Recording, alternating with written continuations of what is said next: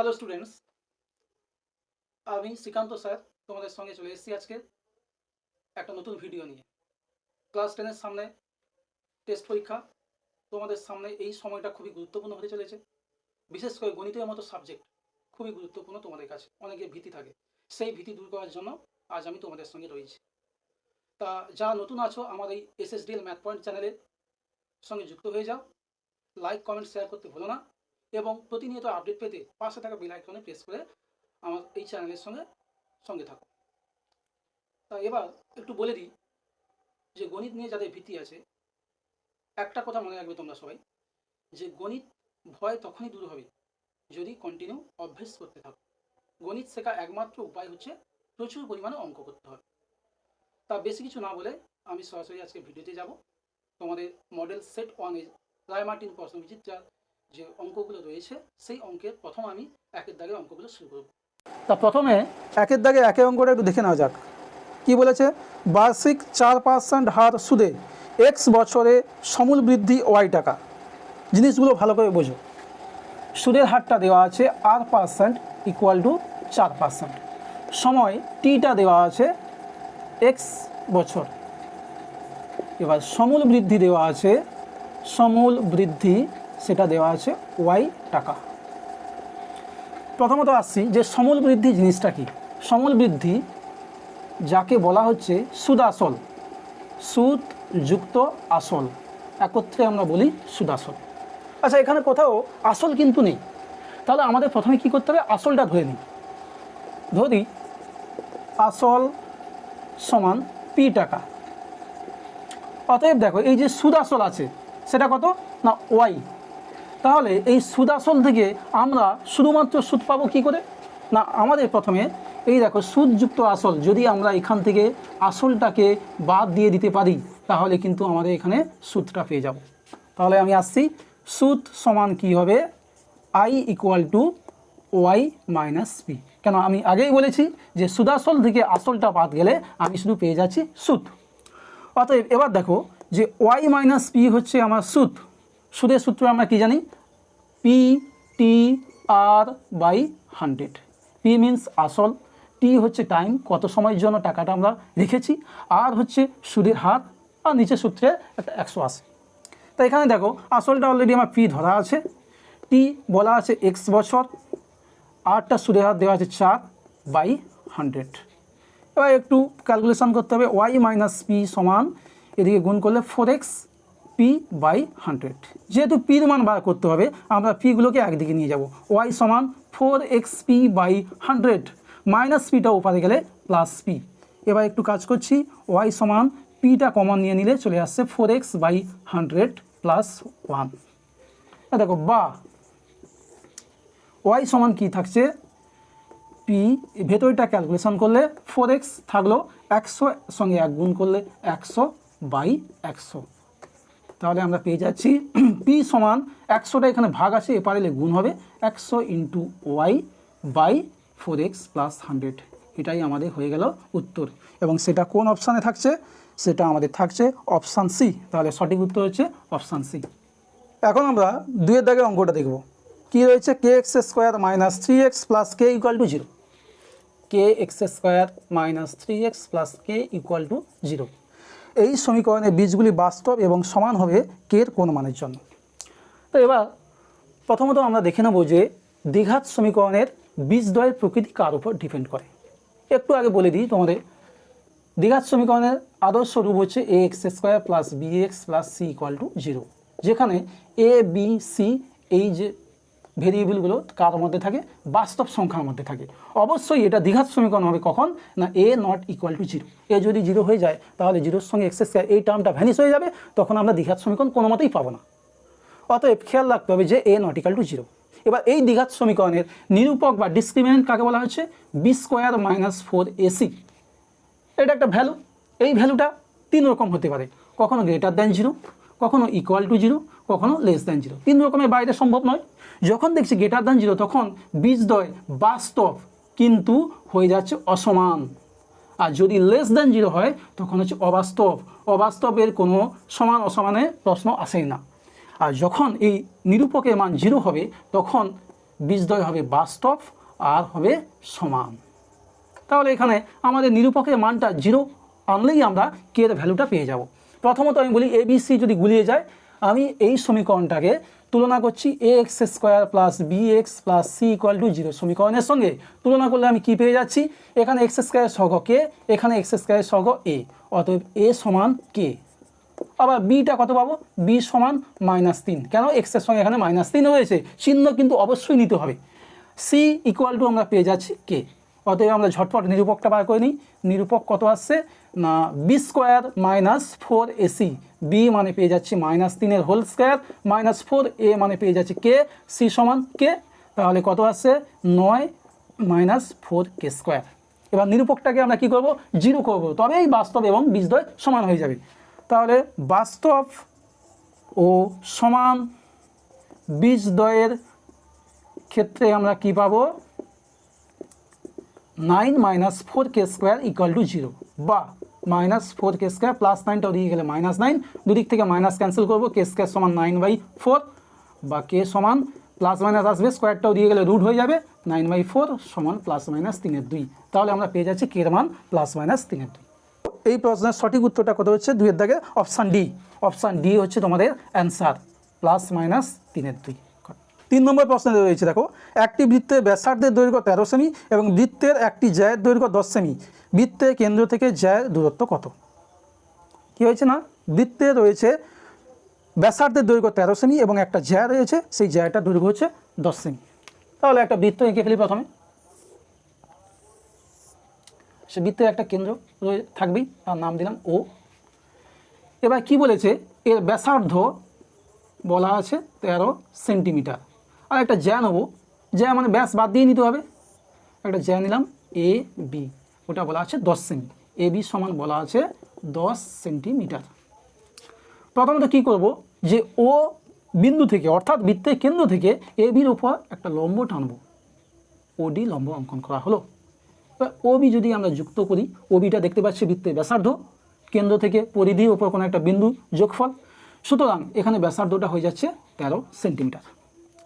এবার একটু বলি, তোমাদের উপপাদ্য রয়েছে বৃত্তের কেন্দ্র থেকে ব্যাস নয় এরূপ কোনো একটা জ্যা, সেটা এখানে দেখতে পাচ্ছ এবি, ব্যাস নয় একটা জ্যা, সেখান থেকে যদি আমরা লম্ব অঙ্কন করি তাহলে কি করবে, ওই লম্ব জ্যাটিকে সমান দুভাগে ভাগ করবে। অর্থাৎ এই যে ও বিন্দু থেকে ওডি লম্ব আঁকলাম, এই ওডি আসার সঙ্গে সঙ্গে এবিকে সমান দুভাগে ভাগ করবে, মানে এ থেকে ডি যা, বি থেকে বি তা।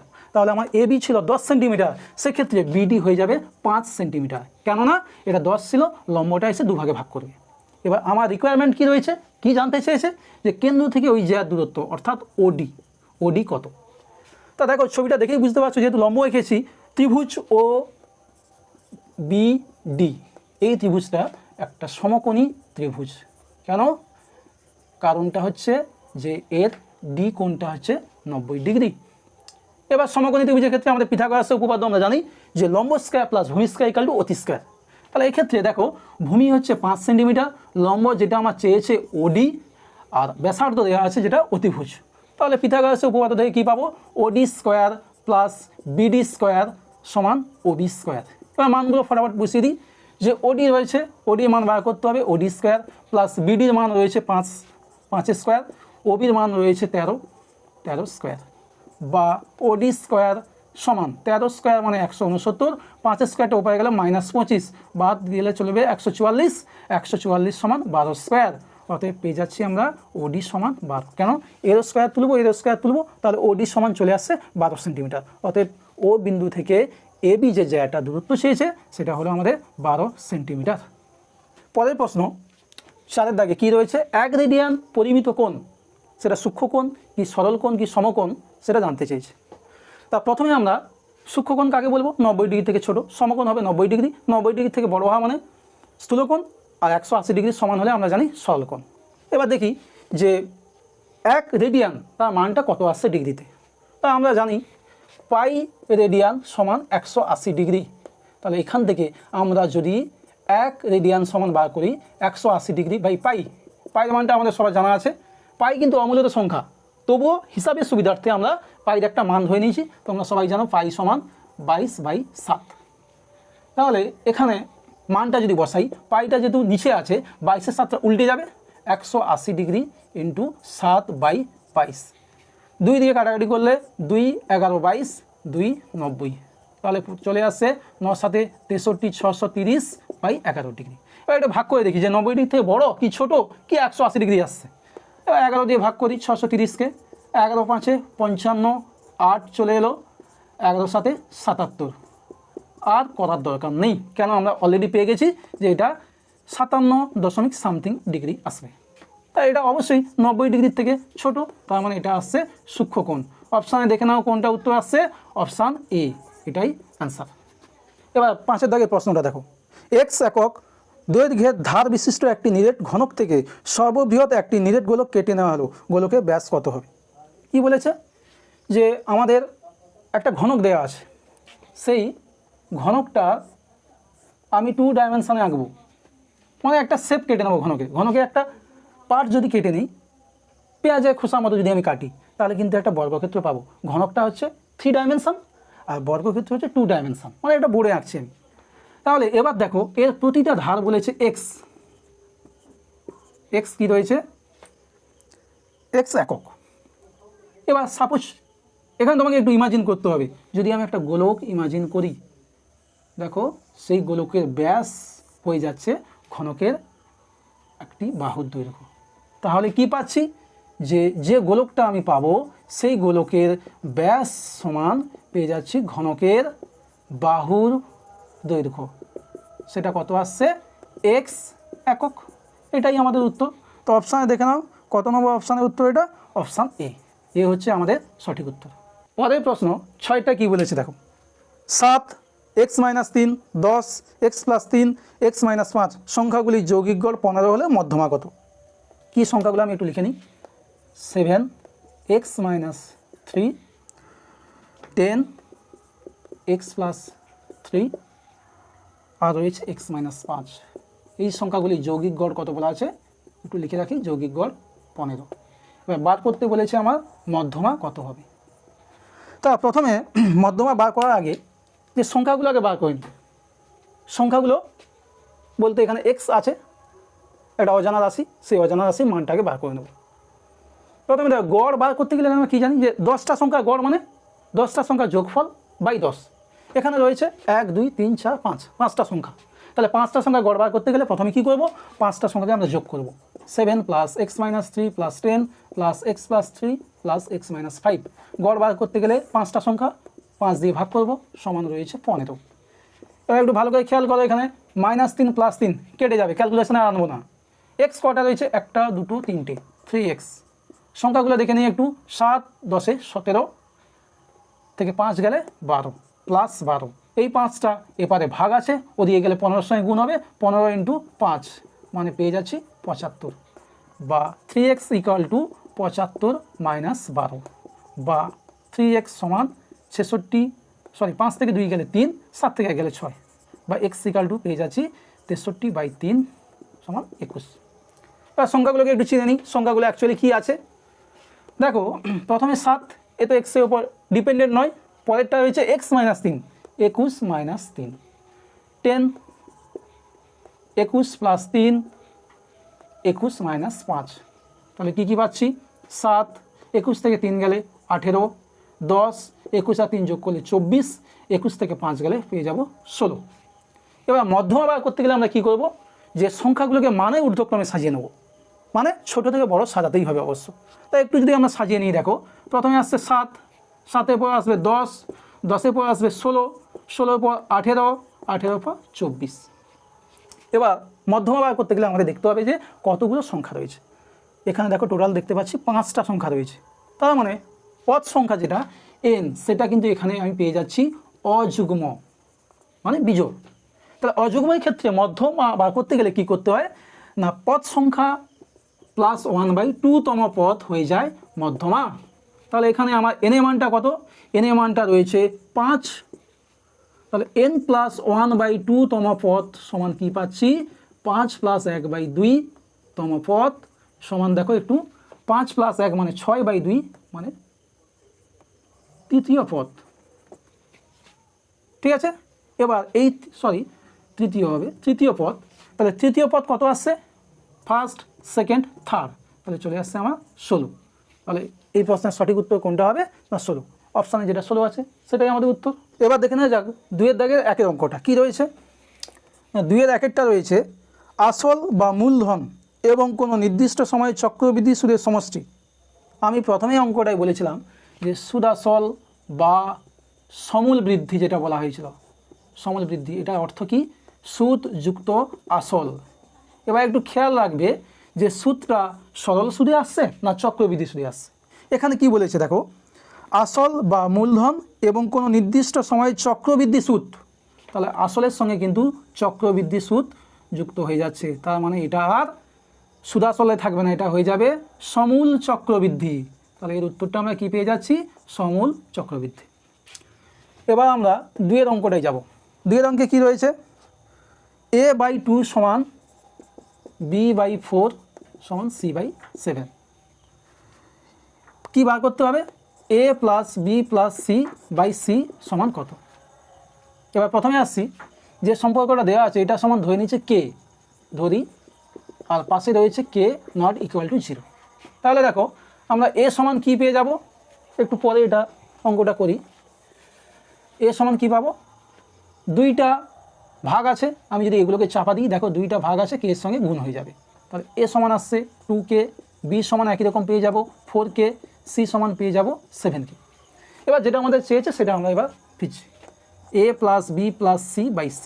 মানগুলো ফটাফট বসিয়ে দিই। এ সমান 2k, বি সমান 4k, সি সমান 7k, আর নিচে থাকছে সি 7k।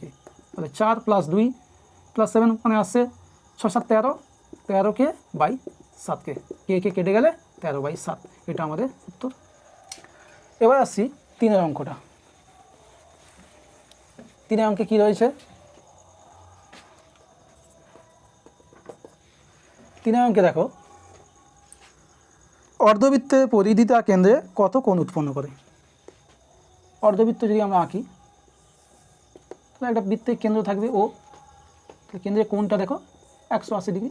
এটা তেমন কিছু বোঝার নেই, দেখতে পাচ্ছ পরিষ্কার যে অর্ধবৃত্তের কোণটা হচ্ছে 180 ডিগ্রি কোণ উৎপন্ন করছে। এবার আসছি 4-এরটা। 4-এ কী রয়েছে? tan θ - 15 ডিগ্রি সমান 1/√3। চেয়েছে sec থিটার ভ্যালু কত? খুব ইম্পর্টেন্ট প্রশ্ন, এই টাইপের প্রশ্নগুলো পরীক্ষায় কিন্তু প্রচুর আসে। তো এটা একটা অঙ্ক ভালো করে বুঝে নাও, বাকিগুলো সব হয়ে যাবে। দেখো প্রথমে বাম দিকে যা আছে আমি লিখলাম tan θ - 15 ডিগ্রি, 1/√3 আছে, এটাকে আমরা ট্যানের একটা মানে প্লেস করব। ট্যান কত মান? 1/√3, আমরা সবাই জানি ট্যান 30 ডিগ্রি। এবার ট্যান দুদিক থেকে উঠে যাবে, ভুলেও কোনো কারণে তোমরা কিন্তু কাটাকুটি করবে না, তাহলে কিন্তু পরীক্ষক আর দেখবে না, ওখানেই 0 দিয়ে দেবে। কেন? এগুলো অপারেটর, এগুলো ফাংশনাল অপারেটর, এগুলোকে কাটা যায় না। তাহলে প্রথমে কি আসবে?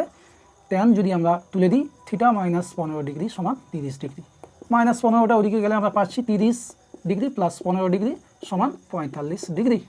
এবার কার মান চেয়েছে? sec θ সমান sec 45 ডিগ্রি, cos 45 উল্টো, cos 45 মান মনে করো 1/√2, তার মানে এটা চলে আসছে √2, উল্টে দিলে cos 45 মান আসছে আমরা জানি যে 1/√2, তাহলে sec 45 কী হবে? cos উল্টো sec, উল্টে যাবে √2/1, √2/1 মানে √2। এবার আসছি আমরা 5-এর দাগে। প্রতিটা অঙ্ক ভালো করে বুঝবে, এই অঙ্কগুলোর মাধ্যমে তোমরা কিন্তু পুরো চ্যাপ্টারে কনসেপ্ট পেয়ে যাবে। দেখো এবার আমরা যাচ্ছি 5-এর দাগের অঙ্কটা কী বলেছে। 5-এর অঙ্কটা ইম্পর্টেন্ট অঙ্ক, অনেক বোঝার আছে। একটি লম্ববৃত্তাকার শঙ্কুর অর্ধ শীর্ষকোণ, আগে আমরা শঙ্কুটা এঁকে নিই, শঙ্কু মানে বলের টুকর, শঙ্কুটা একটু এঁকে নিই। আচ্ছা এবার দেখো শীর্ষকোণ কোনটাকে বলে? এই কোণটাকে বলা হচ্ছে শীর্ষকোণ। এখানে কিন্তু শীর্ষকোণ নেই, দেওয়া আছে অর্ধ শীর্ষকোণ, অর্থাৎ শীর্ষকোণের অর্ধেক। আমি অর্ধেকটা টেনে নিলাম, এটা হচ্ছে ভূমির যেটা বৃত্তাকার তার কেন্দ্র। আচ্ছা এবার যদি এই ব্যাসার্ধটাকে যোগ করি, ব্যাসার্ধ আমরা জানি আর, এটা রয়েছে তির্যক উচ্চতা এল, এটা হচ্ছে উচ্চতা এইচ। এই যে অর্ধ শীর্ষকোণ মানে সেমি ভার্টিক্যাল অ্যাঙ্গেল, সেটা দেওয়া আছে 45 ডিগ্রি। কী চেয়েছে? তার উচ্চতা ও তির্যক উচ্চতা অনুপাত, অর্থাৎ H/L, এল ভ্যালুটা কত সেটা জানতে চেয়েছে। একটু ভালো করে দেখো, এটা সমকোণী ত্রিভুজ, তো সমকোণী ত্রিভুজ। আমি যদি ছবিটাকে ঘুরিয়ে আঁকি, তাহলে তোমাদের সুবিধে হবে। দেখো এইভাবে আঁকছি আমি, এটা রয়েছে 45 ডিগ্রি, এটা রয়েছে এল ত্রিজ্যক উচ্চতা, আর এটা নিচে রয়েছে তোমার এইচ, আর এটা ব্যাসার্ধ আর। তাহলে এখান থেকে আমি যে এইচ ইস টু এল চেয়েছে, আমি এইচ বাই এল সমকোণী ত্রিভুজ, তার মানে কী লিখলাম, ভূমি বাই অতি। ভূমি বাই অতি কী হয় আমাদের, কস। তাহলে এর মানটা আসছে কস 45 ডিগ্রি। তাহলে কস 45-এর মান আমরা কী জানি, কস 45-এর মান আমরা জানি 1/√2। তাহলে চলে আসছে এইচ ইস টু এল সমান 1/√2। তাহলে সঠিক উত্তর হচ্ছে এইচ ইস টু এল সমান 1/√2। পরে যেটা রয়েছে লাস্ট প্রশ্ন 6টা, দেখো কি রয়েছে, যদি ওয়াই সমান 3x - 5, আর কি দেওয়া আছে, এক্সের সংখ্যাগুরু মান 15, এক্সের সংখ্যাগুরু মান রয়েছে 15, বার করতে কি বলেছে আমাদের, চেয়েছে ওয়াইয়ের সংখ্যাগুরু মান। একেবারে সহজ, ওয়াইয়ের সংখ্যাগুরু মান সমান এই যে সম্পর্কটা দেওয়া আছে সেখানে এক্সের সংখ্যাগুরু মানটা জাস্ট বসিয়ে দেবো, 3 ইন্টু এক্সের সংখ্যাগুরু মান 15 - 5, 3 5 3 15 45 - 5 = 40। এটাই আমাদের অ্যান্সার। তা আজকে এই পর্যন্ত মডেল সেটে তোমরা দেখলে 1-এর দাগ আর 2-এর দাগ সলভ করে দেখলাম। এবার ব্যাপারটা হচ্ছে তোমাদের এই যে শর্ট কোশ্চেনগুলো আমি করাচ্ছি তার সঙ্গে সঙ্গে কিন্তু তোমরা চ্যাপ্টারে ফুল কনসেপ্ট পেয়ে যাচ্ছ। যে অঙ্কটা করছে সেই অঙ্কের রিলেটেড চ্যাপ্টারে কিছু সূত্রাবলী তোমাদের মাথায় চলে আসছে, সেইভাবে অঙ্কগুলো তোমাদের বুঝতে হবে। প্রতিটা অঙ্ক বুঝে করবে, কোনো মুখস্থ নেই, মুখস্থ করলে মাঝপথে ভুলে যাওয়ার সম্ভাবনা, অতএব মুখস্থ হয়ও না অঙ্কে। তা পরবর্তী ভিডিওতে তোমরা 3, 4, 5 অলরেডি সমস্ত কিছু পাবে। আজকে এই পর্যন্ত। তা যারা নতুন আছো চ্যানেলটিকে লাইক কমেন্ট শেয়ার করতে ভুলো না, সাবস্ক্রাইব করে দেবে বেল আইকনে প্রেস করে, সঙ্গে থাকো নতুন নতুন আরও ভিডিও পেতে, এবং আরও কিছু গুরুত্বপূর্ণ ভিডিও তোমাদের জন্য অপেক্ষা করছে। আজকে এইটুকু, তো সবাই ভালো থাকো, সুস্থ থেকো, টাটা।